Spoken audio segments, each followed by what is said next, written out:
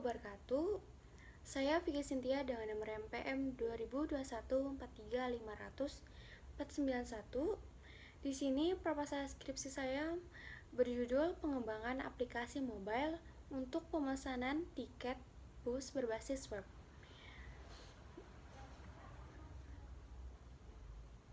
Di sini ada daftar isi, yang itu ada latar belakang, tujuan penelitian, manfaat penelitian, hasil dan pembahasan, kesimpulan dan saran.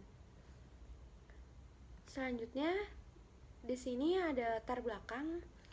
Di latar belakang ini yaitu menjelaskan gimana Indonesia sebagai negara dengan jumlah penduduk yang besar dan mobilitas yang tinggi membutuhkan sistem transportasi yang efisien dan mudah diakses.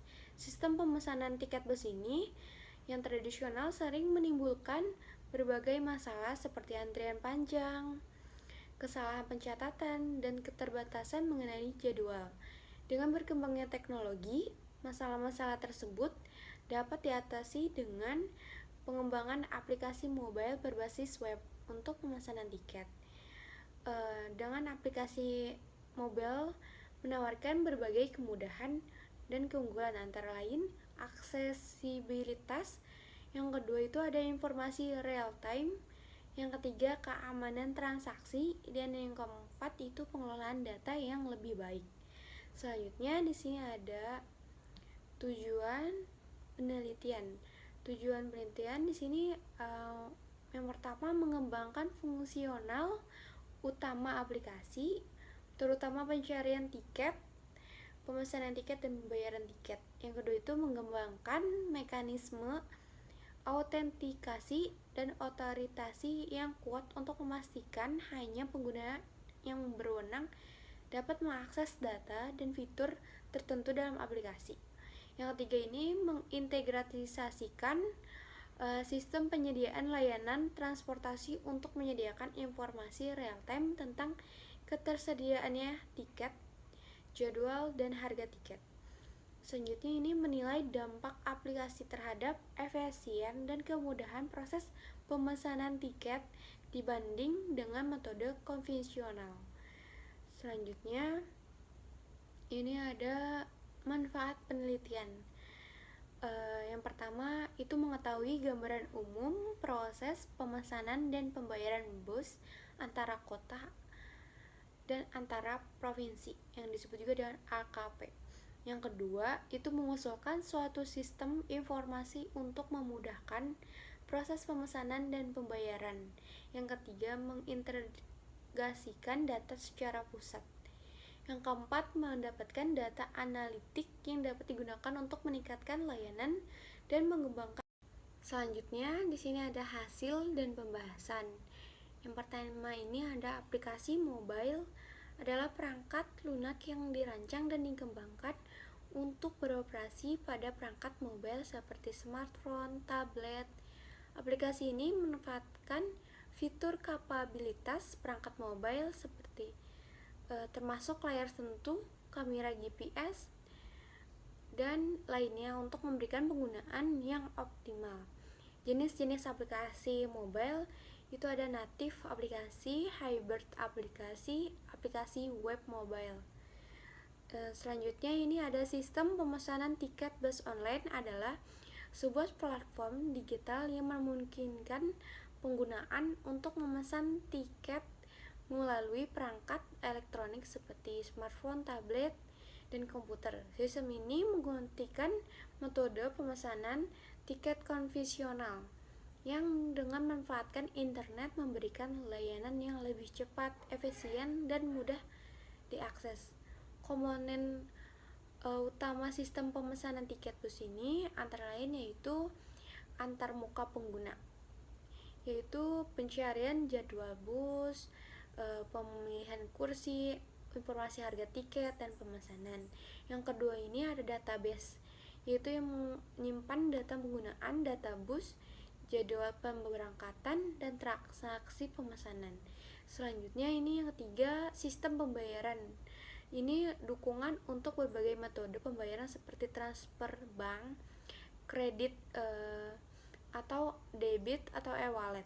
Selanjutnya, ini notifikasi dan konfirmasi melalui email atau SMS untuk mengkonfirmasi pemesanan dan pengingat jadwal keberangkatan. Selanjutnya, ada laporan dan analisis yang menyediakan laporan penjualan tiket, analisis data pelanggan, dan pemantauan performa sistem.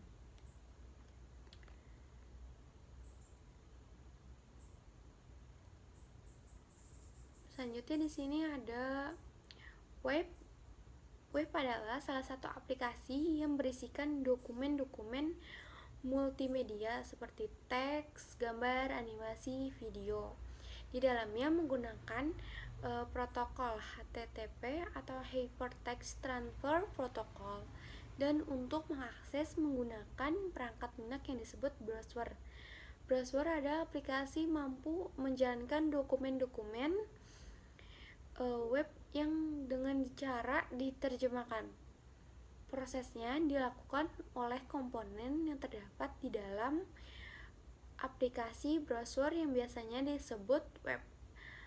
Semua dokumen ditampilkan oleh browser dengan cara diterjemahkan. Selanjutnya di sini ada teknologi dalam pengembangan aplikasi mobile. Ada React Native merupakan sebuah JavaScript framework untuk membangun sebuah aplikasi berbasis web atau Android dan iOS dengan menggunakan React.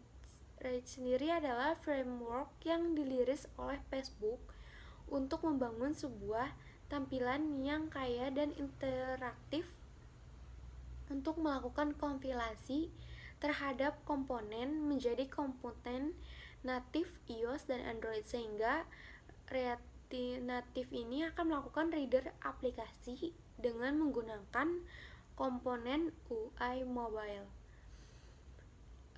Yang kedua ada Node.js.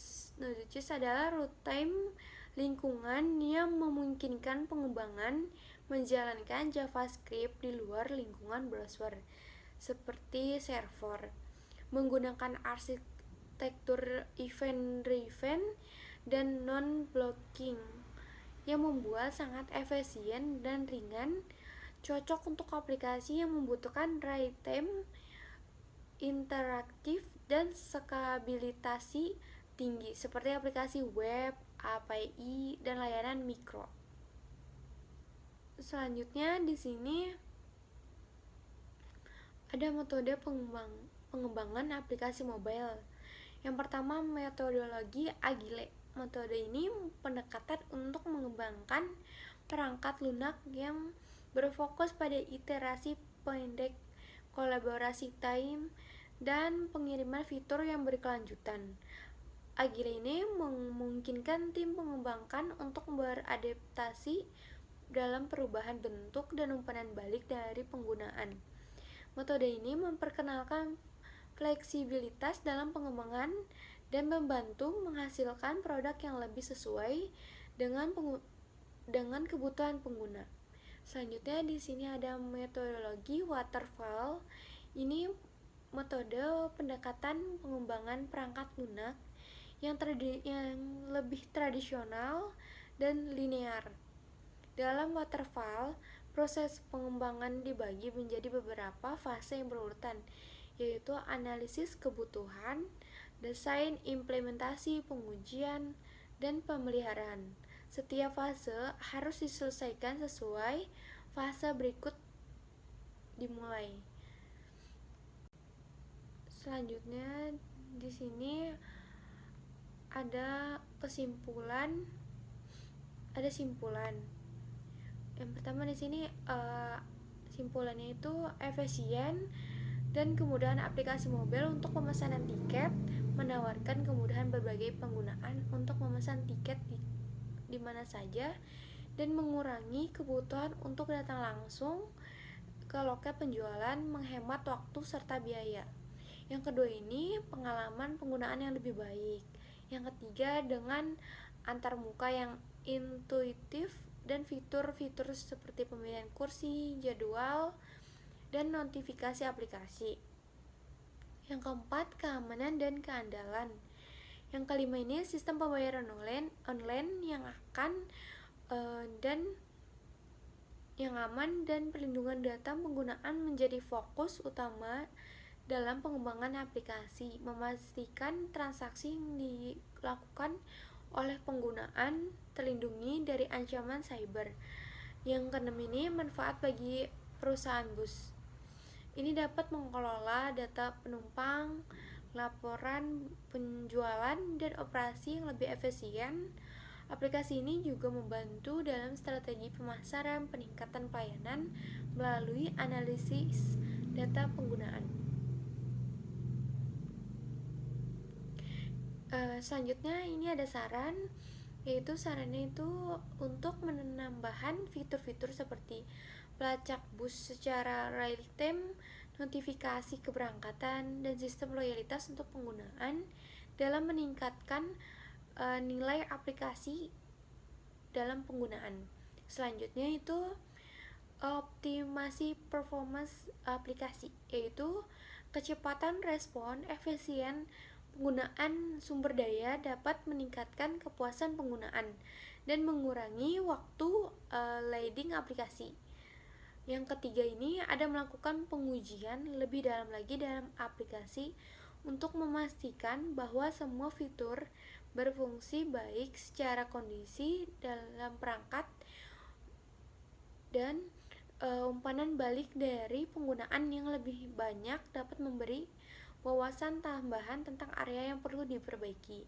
Yang keempat ini meningkatkan aspek keamanan dan menambah fitur enkripsi data dan autentikasi dua faktor dalam melindungi informasi penggunaan dan transaksi yang potensinya risiko keamanan. Yang terakhir, ini menyusun rencana pemeliharaan dan pembaruan aplikasi secara berkala untuk memastikan aplikasi tetap up to date dengan teknologi baru dan terus memenuhi kebutuhan pengguna. Sekian dari saya. Wassalamualaikum warahmatullahi wabarakatuh.